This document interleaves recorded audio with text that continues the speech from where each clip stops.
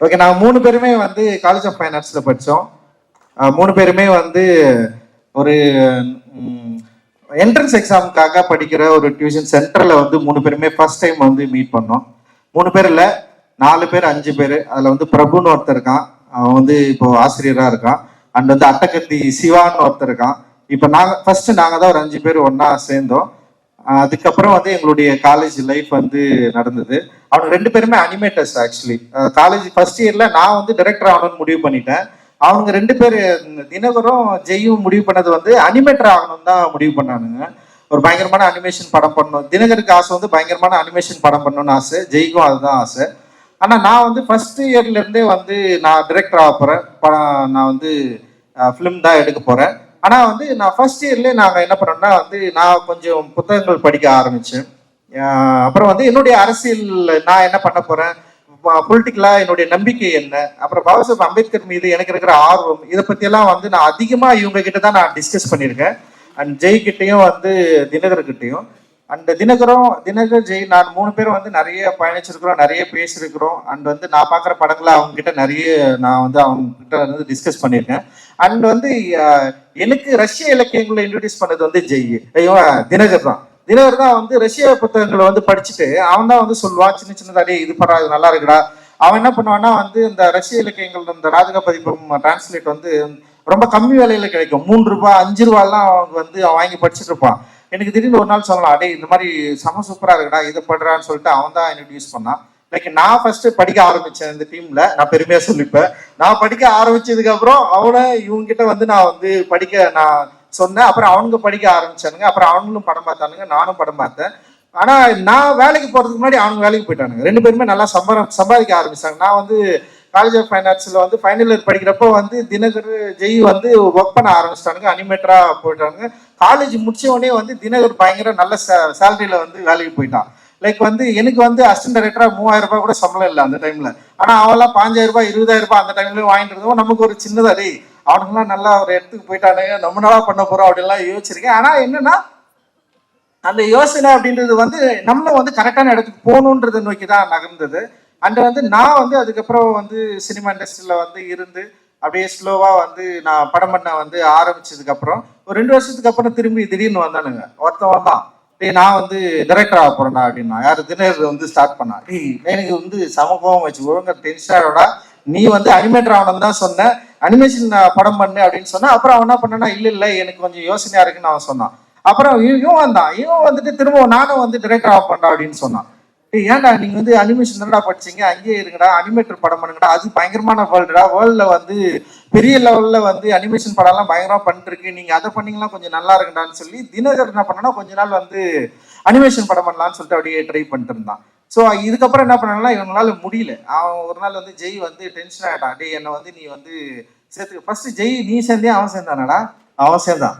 Okay, அவன் என்ன பண்ணிட்டான், தினகர் என்ன பண்ணிட்டான்னா என்னால் வேலை செய்ய முடியாதா, நான் வந்து அனிமேஷன் படமே எடுக்க போறதில்ல, நான் படம் பண்ண போறேன்னு சொல்லிட்டு கபாலியில வந்து அவன் வந்து அசிஸ்டன்ட் டைரக்டரா சேர்ந்துட்டான். எனக்கு வந்து அசிஸ்டன்ட் டைரக்டரா வந்து ஒரு ஃப்ரெண்டு வந்து சேர்றப்ப எனக்கு ரொம்ப கஷ்டமா இருக்கும். ஏன்னா வந்து அசிஸ்டன்ட் டைரக்டர்ன்றது வந்து ஒரு நமக்கு ரொம்ப க்ளோஸா யாராவது வந்துட்டாங்கன்னா அவங்கள வந்து திடீர்னு அசிஸ்டன்ட் டைரக்டர் நிறைய அசிஸ்டன்ட் டைரக்டர்ஸ் இருப்பாங்க, அவங்க வந்து சலுகைகளோ இல்லை வந்து ரொம்ப உரிமை கொண்டாட முடியாது இல்லை. அப்படி எனக்கு வந்து பயங்கர க்ளோஸ் ஃப்ரெண்டு அவனுங்க 2 பேர் தான் எனக்கு வந்து. நான் இது வரைக்கும் வந்து நான் அவ்வளோ க்ளோஸா யார்கிட்டயாவது இருந்தனாலாம் கிடையாது, அந்த 2 பேர் தான். ஏன்னா அதுவே நிறைய பேர் புறாவப்படுவானுங்க. நான் நிறைய பேர்கிட்ட சொல்லியிருக்கேன், எனக்கு ஃப்ரெண்டுன்னா இவங்க 2 பேர் தான், வேற யாருமே கிடையாதுன்னு சொல்லியிருக்கேன் நான். அந்த அளவுக்கு வந்து அவங்க 2 பேர். ஆனா அவனுங்க அசிஸ்டன்ட் டைரக்டர்னு கேட்குறப்ப எனக்கு வந்து எனக்கு விருப்பமே கிடையாது என்கிட்ட சேர்த்துக்கிறதுக்கு. ஆனா நான் என்ன யோசிச்சேன்னா வந்து சரி அவனுங்க விருப்பப்படுறானுங்க சேர்ந்துக்கிட்டோம் அப்படின்னு சொல்லிட்டு ஃபர்ஸ்ட் வந்து தினகர் வந்தான். அப்புறம் வந்து அடுத்த படத்துல வந்து காலால வந்து ஜெய் வந்தான். ஆனா அவனுங்க கிட்ட வந்து ஃப்ரெண்டு மாதிரி நான் பேசவே இல்லை செட்டில் ஒரு நாளும். அவனுங்களும் அந்த உரிமையை வந்து என்கிட்ட எடுத்துக்கவே இல்லை. அசிஸ்டன்ட் டைரக்டர்னா அசிஸ்டன்ட் டைரக்டராகவே இருந்தானுங்க அவனுங்க. அது அப்படி எனக்கு அதுல வந்து என்ன ஆச்சுன்னா சின்ன ஒரு சின்ன ஒரு தொடர்பில்லா ஒரு என்ன சொல்றது ஒரு சின்ன விரிசல் வரும்ல ஒரு லவ்ல, அந்த மாதிரி ஆயிடுச்சு அது சொல்லிட்டு. ஏன்னா என்னால வந்து ஒரு டைரக்டரா ஒரு அசிஸ்டன்ட் டைரக்டர் கிட்ட வந்து நான் எப்படி இருக்க முடியுமோ அப்படிதான் என்னால இருக்க முடியும். ஏன்னா இவங்கிட்ட நான் பயங்கர க்ளோஸ் ஆகிட்டுன்னு வச்சுங்களேன், மற்ற அசிஸ்டன்ட் டைரக்டர் வந்து கஷ்டப்பட ஆரம்பிச்சிருவான், யோசிக்க ஆரம்பிச்சிருவான், இவன் படுறா. ஏன்னா அவங்களாம் ரொம்ப நாளா இருக்காங்கல்ல என்கிட்ட. திடீர்னு ஒரு படத்துல வந்துட்டு இவனுங்க வந்து அவ்வளவு அந்த உரிமையை எடுத்துக்கூடாதுல்ல, நான் அந்த ஸ்பேஸை நான் வந்து விடவே இல்லை.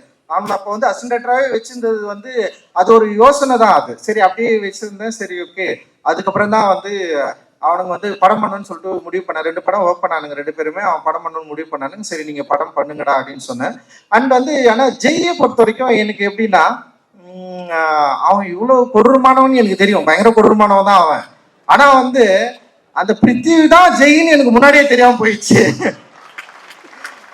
படம் பார்த்தீங்கன்னா தெரியும். அப்படி தெரிஞ்சுதான் அவன் தலையிலே கொட்டிருப்பான். நான் ஃபர்ஸ்ட் இயர்ல இருந்து, ஏன்னா அவனை பார்த்தாலே எனக்கு பயமா இருக்கும். வரப்பே கும்பு நேரதுன்னா அவங்க அண்ணா வந்து பயங்கரமா சொல்லி கொடுத்துட்டு இருக்கிறாரு. என்னடா அது கும்பு தானே, கும்பு பண்ணிட்டு அவன் கையெல்லாம் பார்த்தீங்கன்னா வந்து ஃபுல்லா ஒச்சி வச்சுருப்பான். பயங்கரமா செவுத்து குத்தி பயங்கரமா பண்ணிருப்பான் அவன். எங்க ரூம்ல இருக்கிறப்பவே அவன். அப்ப நமக்கே ஒரு பயமா இருக்கும். என்னடா இவன் இப்படி இருக்கானே, நம்ம ஏதாவது சொன்னா உடனே கோச்சிப்பான். சும்மா ஏதாவது சொன்னாலே கோச்சிப்பான். அவனை வந்து சமாளிக்கிறதுக்கே ஒரு 3 நாள் ஆகும். அப்படிப்பா அவன் என்ன பண்ணுவான், என் ரூம்மேட் தான், என் ரூம்லயே இருந்தான். 3 நாள் 4 நாள் கூட சாப்பிடாம இருப்பான். என்கிட்ட சொல்லவே மாட்டான். ரொம்ப சாப்பிட முடியாம போன அந்த கடைசி செகண்ட்ல வந்து ஏய் ஒரு 100 ரூபாய் கொடுறான் அப்படின்வான். அவ்வளவுதான் அவன் கேட்கறது. அவள்தான் வாங்கிட்டு ஏய் என்னடா ஏன்னா சொல்லனா, நான் எதுக்கு உனக்கு சொல்ல, உங்கள்கிட்ட சொல்ல முடியாது அப்படின்னு போயிடுவான். திடீர்னு வந்து ரூம்ல இருப்ப காணாம போயிடுவான். எங்கடா இருக்கிறேன்னா வந்து ஏதோ ஒரு ஊர்ல விசாகப்பட்டினத்துல இருக்கிறேன்னு சொல்லுவான். ஏன்டா அங்க போனா சும்மா தோணுச்சு போயிட்டேன் அப்படின்வான். ஸோ அந்த மாதிரி ஒரு ஆள். எனக்கு இவனை எப்படி கண்ட்ரோல் பண்றதுன்னே தெரியாது. இவனுக்கு கல்யாணம் பண்ணி வைக்கிறதுல பெரிய போராட்டம் தான். எங்க அம்மா அதை உட்காந்துக்கிறாங்க. அவனை வந்து இவனை எப்படியா நமக்கு என்னன்னா பயம், இவனை எப்படியாவது விட்டுறக்கூடாது யோசிச்சு. ஆனா அவன் இவ்வளவு மனசுக்குள்ள காதலித்து கவிதை, இந்த கவிதையெல்லாம் தயவு செஞ்சு அந்த படம் பாருங்க, கொடூரமான கவிதை அது. அந்த கவிதையெல்லாம் எழுதி லவ் பண்ண ஒருத்தன் நமக்கு வந்து முன்னாடியே தெரியாம போயிடுச்சு. இவனை அப்படி தெரிஞ்சுதான் அவனை வேற மாதிரி டீல் பண்ணிருப்போம். லைக் வந்து அவன் வந்து எல்லாத்தையும் மாத்தி அவன் ஒரு கொடூரமான ஒரு ஆளு, ஒரு பாக்ஸர், ஒரு கும்பு மேனு அப்படின்னு சொல்லிட்டு நம்ம ஏமாத்திரையே சா வச்சிருவனு அப்படி ஒண்ணு பண்ணிருக்கிறான் அவன் ஆக்சுவலி. பட் ஆனா அவன் ஒரு சென்சிட்டிவான ஆள். ரொம்ப வந்து லைக் வந்து இந்த சமூகத்தின் மீது பெரிய அக்கறை கொண்ட ஒரு மனிதன். வந்து அவனுடைய பிஹேவியர் ஆஃப் காஸ்ட்னு சொல்லிட்டு ஒரு டாக்குமெண்ட்ரி, நீங்க அதை வந்து டெஃபினட்டா பார்க்கணும். அந்த படத்தை வந்து அவன் வந்து ஒர்க் பண்ணதுக்கு அப்புறம் நான் மிரண்டுட்டேன். உண்மையிலேயே வந்து அவன் அதுல ரொம்ப சென்சிட்டிவா அண்ட் வந்து ரொம்ப ஆர்டிஸ்டிக்கா வந்து அந்த படத்தை வந்து ஹேண்டில் பண்ணியிருப்பான். நான் என்ன நினைச்சேன்னா அந்த மாதிரி ஒரு படம் எடுப்பான்னு தான் நான் நினைச்சேன். நான் ஒரு படம் பண்றேன்டா அப்படின்னு சொன்ன உடனே நான் என்ன சொன்னா, நீ அசிஸ்டன்ட் டைரக்டர்லாம் வேலை செய்யாதடா, செம சூப்பரா ஒரு டாக்குமெண்ட்ரி படம் பண்ணிருக்கிற, நீ வந்து படமே பண்ணா, ஸ்ட்ரைட்டா பண்ணு, நான் ப்ரொடியூஸ் பண்றேன்டா, நம்ம எப்படியாவது வந்து ஒரு என்ன சொல்றது, ஒரு ரியலிஸ்டிக்கான ஒரு படம் நீ எடுக்க ட்ரை பண்ண, அது வந்து ஒரு ஏற்கனவே இருக்கிற சினிமா ஃபார்ம்ல இல்லாம வேற ஒரு படம் நீ பண்ணா அப்படின்னு தான் நான் அவங்ககிட்ட எதிர்பார்த்தேன். ஆனா அவன் என்ன பண்றான்னா, அதே பக்கா ஒரு கமர்ஷியல் டைரக்டரா வரணும், அதுவும் மெயின் ஸ்ட்ரீம்ல வந்து இப்படி ஒரு கதை சொல்லணும்னு சொல்லிட்டு அவன் ஆசைப்பட்டிருக்கான். அதுதான் அவன் வந்து தொடர்ந்து சொல்லிட்டே இருந்தான். ஒரு மெயின் ஸ்ட்ரீம்ல நான் இப்படி ஒரு வந்து இந்த மாதிரி ஒரு கதை தான் பேசணும் அப்படின்னு அவன் சொன்னா, சரி ஓகேன்னு சொல்லிட்டு தான் இந்த வந்து படத்தை வந்து நம்ம வந்து ஆரம்பிச்சு அந்த கதையை வந்து அவன் ரெடி பண்ணி படிச்சதுக்கு அப்புறம் எனக்கு வந்து ரொம்ப சந்தோஷமாயிடுச்சு. அண்ட் ரொம்ப நல்லா இருக்கா, இன்ட்ரெஸ்டிங்கா இருக்குடா அப்படின்னு சொன்னேன். ஆனா நான் எதிர்பார்த்த ஜெய் இது இல்லை அப்படின்னு அவன்கிட்ட நான் சொன்னேன். ஜெய் கிட்ட எதிர்பார்க்கிற ஒரு கண்டென்ட் இதுவா அப்படின்னு சொல்லிட்டு எனக்கு வந்து ஃபர்ஸ்ட் வந்து சந்தேகமா தான் இருந்தது. ஏன்னா அவன் ரொம்ப ராவான ஆளா, ஒரு பயங்கரமா ஒரு வேற ஒரு அப்படியே எதிர்பார்க்காத ஒண்ணு பண்ணுவான் அப்படின்னு நான் நினைச்சேன். ஆனா அவன் என்ன பண்ணான்னா, அவனுடைய லைஃப்ல இருந்து ஒரு கதையை எடுத்து தன்னுடைய லைஃபை கொஞ்சம் சினிமாவா மாத்தி இந்த படத்தை வந்து அவன் ப்ரெசென்ட் பண்ணியிருக்கான். அண்ட் வந்து ரொம்ப சூப்பரா வந்திருக்கு. நான் படம் பார்த்து ஃபர்ஸ்ட் டைம் வந்து படம் பார்த்து முடிச்ச உடனே வந்து எனக்கு ரொம்ப சந்தோஷமாயிடுச்சு. ஜெய் வந்து டெஃபினட்டா வெற்றி அடைஞ்சிருவான் அப்படின்ற மாதிரி எனக்கு தோணுச்சு. அவனுடைய வெற்றி வந்து ரொம்ப முக்கியமானதாகவும் இருக்கும் அப்படின்னு எனக்கு தோணுச்சு.